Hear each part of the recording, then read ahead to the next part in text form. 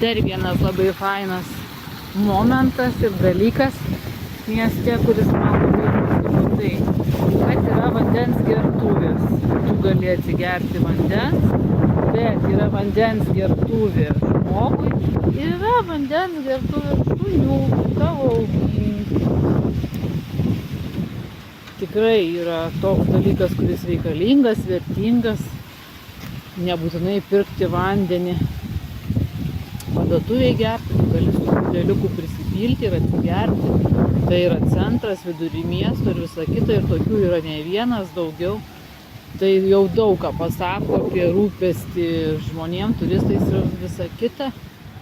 Ir jeigu jau yra, vadinasi, vanduo iš krano yra geriamas, geras ir tinkamas. Šitas momentas yra labai, kaip sakyt, džiugus. Va, ir centrinis Šiaulių miesto bulvaras. Gražus, nuotaikingas, smagus.